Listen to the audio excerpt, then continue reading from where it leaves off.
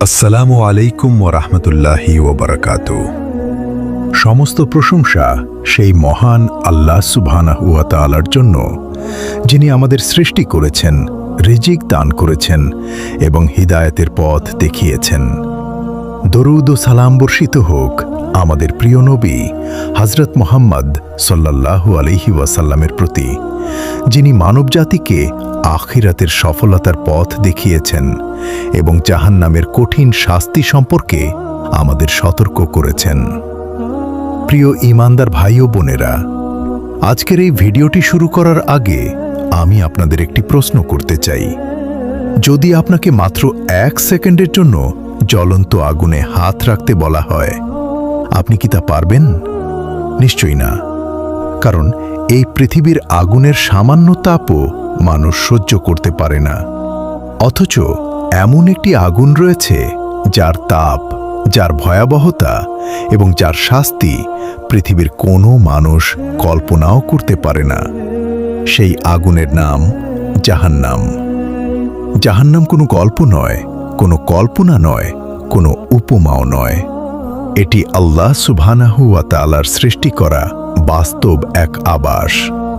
যারা আল্লাহর অবাধ্যতা করেছে, সত্যকে অস্বীকার করেছে এবং তওবা ছাড়া মৃত্যুবরণ করেছে, তাদের জন্য এটি কঠিন শাস্তির স্থান। আল্লাহ তাআলা পবিত্র কুরআনে বারবার জাহান্নামের কথা উল্লেখ করেছেন, কারণ তিনি চান মানুষ সতর্ক হোক, গুনাহ থেকে ফিরে আসুক এবং তার রহমতের দিকে ফিরে আসুক। অনেক মানুষ ভাবে, এখন তো বয়স আছে, পরে তওবা করব। কিন্তু আমরা কি জানি আমাদের মৃত্যু কখন আসবে? আজকের রাতটি কি আমাদের জীবনের শেষ রাত নয়? আগামীকাল সূর্য ওঠার আগে আমরা সবাই কি জীবিত থাকব? এর নিশ্চয়তা কি কারো কাছে আছে?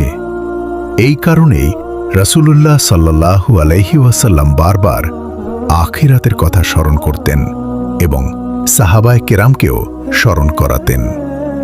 প্রিয় দর্শক, সহিহ বুখারী ও সহিহ মুসলিমে রাসূলুল্লাহ সাল্লাল্লাহু আলাইহি ওয়াসাল্লাম বলেছেন, তোমাদের পৃথিবীর আগুন জাহান্নামের আগুনের 70 ভাগের 1 ভাগ মাত্র। সুবহানাল্লাহ! একবার চিন্তা করুন, গরম তেলের একটি ফোঁটা যদি হাতে পড়ে আমরা ব্যথায় কেঁদে উঠি। একটি ছোট আগুনে যদি কাপড়ে আগুন ধরে যায়, মানুষ প্রাণ বাঁচাতে দৌড়াতে শুরু করে। অথচ সেই আগুনই যদি জাহান্নামের আগুনের তুলনায় মাত্র 1 অংশ হয়, তাহলে প্রকৃত জাহান্নামের আগুন কত ভয়ঙ্কর হতে পারে। এই আগুন কখনো নিভে যাবে না, এর উত্তাপ কখনো কমবে না, এর শাস্তি মানুষের ধারণারও বাইরে। আল্লাহ তাআলা বলেন, হে ঈমানদারগণ, তোমরা নিজেদেরকে এবং তোমাদের পরিবারকে সেই আগুন থেকে রক্ষা করো যার জ্বালানি হবে মানুষ ও পাথর। সূরা আত-তাহরিম। এই আয়াত আমাদেরকে শুধু নিজের জন্য নয়, আমাদের পরিবার, সন্তান এবং প্রিয়জনদের জন্য দায়িত্বশীল হতে শিক্ষা দেয়। প্রিয় ভাই ও বোনেরা, পৃথিবীতে আগুনে কোনো কিছু পুড়ে গেলে তা শেষ হয়ে যায়, কিন্তু জাহান্নামের শাস্তি এমন নয়। আল্লাহ সুবহানাহু ওয়া তাআলা বলেন, যখনই তাদের চামড়া পুড়ে যাবে, তখনই আমরা তাদের জন্য নতুন চামড়া সৃষ্টি করব, যাতে তারা শাস্তির স্বাদ গ্রহণ করতে থাকে। নিশ্চয়ই আল্লাহ পরাক্রমশালী, প্রজ্ঞাময়। সূরা আন-নিসা। এই আয়াত শুনলে একদিন মুমিনের অন্তর কেঁপে ওঠে। দুনিয়ায় আগুনে চামড়া পুড়ে গেলে মানুষ অজ্ঞান হয়ে যেতে পারে, কিন্তু আখিরাতে শাস্তি শেষ হয়ে যাবে না। আল্লাহ নতুন চামড়া সৃষ্টি করবেন, যাতে শাস্তি চলতেই থাকে। এটি আল্লাহর ন্যায় বিচারের অংশ এবং এর প্রকৃত রূপ তিনি সর্বাধিক জানেন। এরপর কুরআনে জাহান্নামবাসীদের তৃষ্ণার কথাও এসেছে। ভাবুন, প্রচণ্ড আগুনে একজন মানুষ দগ্ধ হচ্ছে, তার গলা শুকিয়ে কাঠ হয়ে গেছে, সে 1 ফোঁটা পানির জন্য আকুতি করছে, কিন্তু সেখানে তাকে দেওয়া হবে না শীতল পানি। আল্লাহ তাআলা বলেন, তাদেরকে এমন ফুটন্ত পানি পান করানো হবে যা তাদের অন্ত্র ছিন্ন ভিন্ন করে দেবে। সূরা মুহাম্মদ। এটি এমন একটি সতর্কবার্তা যা আমাদের মনে করিয়ে দেয় আখিরাতের শাস্তি দুনিয়ার কষ্টের মতো নয়। তাই এখনই আল্লাহর দিকে ফিরে আসার সময়। প্রিয় ভাই ও বোনেরা, আল্লাহ কাউকে অন্যায়ভাবে শাস্তি দেন না। তিনি মানুষকে বিবেক দিয়েছেন, নবী রাসূল পাঠিয়েছেন, কিতাব নাজিল করেছেন এবং সঠিক পথ দেখিয়েছেন। তাই এই শাস্তির বর্ণনার উদ্দেশ্য মানুষকে হতাশ করা নয়, বরং তাকে তওবা ও সংশোধনের সুযোগের কথা স্মরণ করিয়ে দেওয়া। আজ যদি আমরা আন্তরিকভাবে আল্লাহর কাছে ফিরে আসি, 5 ওয়াক্ত সালাত প্রতিষ্ঠা করি, হারাম থেকে দূরে থাকি, মানুষের হক আদায় করি এবং গুনাহ থেকে ফিরে আসি, তবে আল্লাহর রহমত অত্যন্ত ব্যাপক। কিন্তু মৃত্যুর পর আর কোনো সুযোগ থাকবে না। তখন শুরু হবে হিসাব, তারপর চূড়ান্ত প্রতিদান। প্রিয় দর্শক, পৃথিবীতে একজন মানুষ যখন ক্ষুধার্ত হয় তখন সে ভালো খাবারের সন্ধান করে, কিন্তু জাহান্নামে ক্ষুধাও হবে শাস্তির একটি অংশ। সেখানে এমন কোনো সুস্বাদু খাবার থাকবে না যা মানুষকে আরাম দেবে, বরং আল্লাহ তাআলা কুরআনে জাক্কুম নামের এক ভয়ঙ্কর গাছের কথা উল্লেখ করেছেন। আল্লাহ বলেন, নিশ্চয়ই জাক্কুম গাছ পাপীদের খাদ্য। তা গলিত ধাতুর মতো পেটে ফুঁকতে থাকবে, যেমন ফুটন্ত পানি ফুটে। সূরা আদ-দুখান আয়াত নম্বর 43 থেকে 46। অন্য আয়াতে আল্লাহ বলেন, এর ফল দেখতে হবে শয়তানের মাথার মতো। ক্ষুধায় কাতর মানুষ বাধ্য হয়ে তা খাবে। এটি কুরআনের একটি সতর্কবার্তা যা আমাদের জানায় যে জাহান্নামের খাদ্য শাস্তির অংশ হবে। এর প্রকৃত রূপ আল্লাহই সর্বাধিক জানেন। প্রিয় ভাই ও বোনেরা, এরপর কুরআনে শিকল ও বেড়ির কথাও এসেছে। আল্লাহ তাআলা বলেন, নিশ্চয়ই আমরা কাফিরদের জন্য শিকল, বেড়ি এবং প্রজ্বলিত আগুন প্রস্তুত করে রেখেছি। আরেক স্থানে আল্লাহ বলেন, তারপর তাকে শিকলে আবদ্ধ করো। সূরা আল হাক্কা আয়াত নম্বর 30 থেকে 32।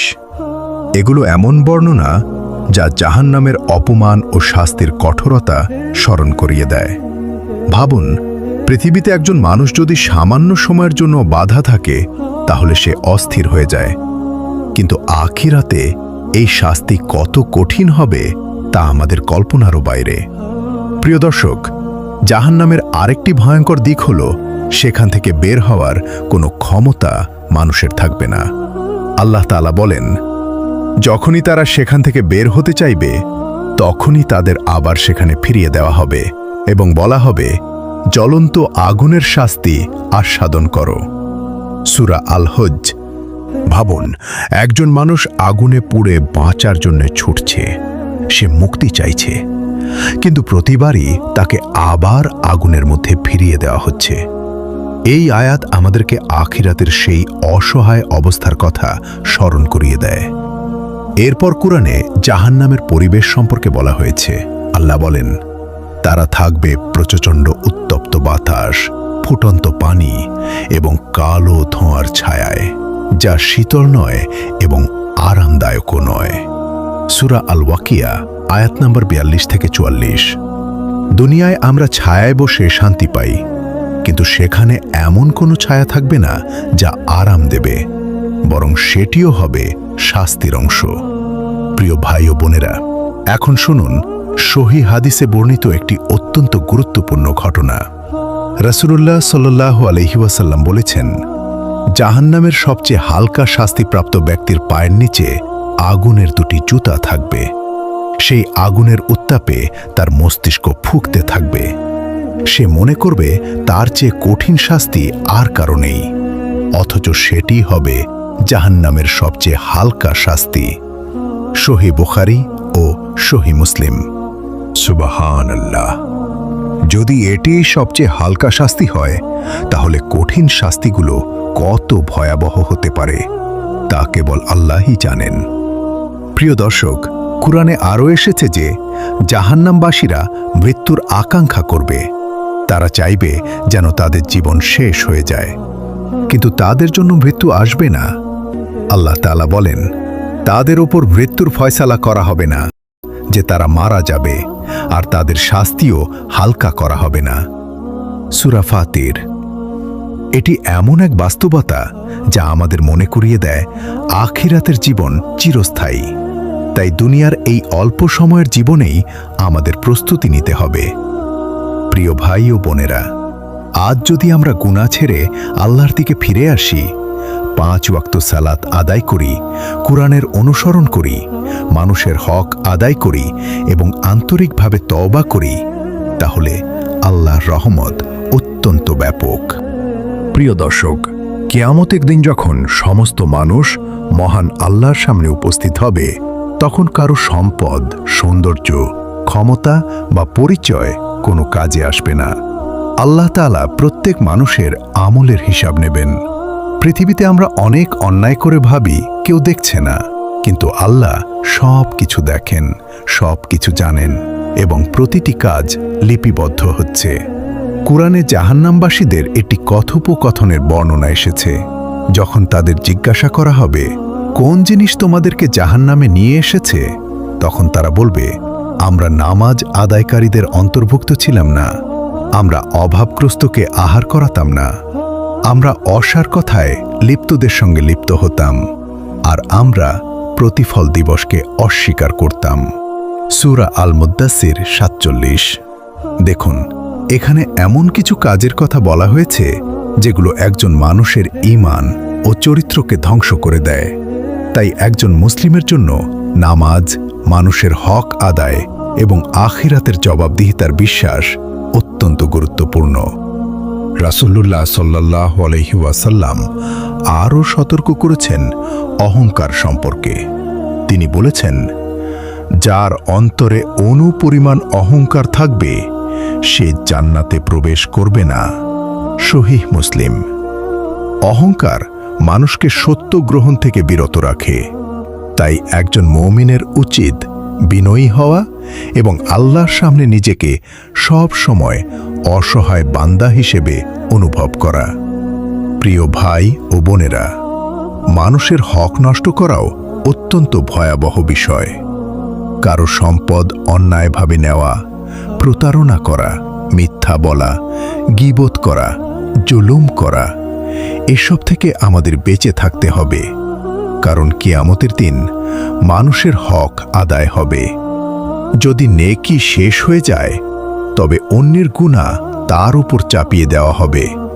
এই কথা সহিহ হাদিসে এসেছে।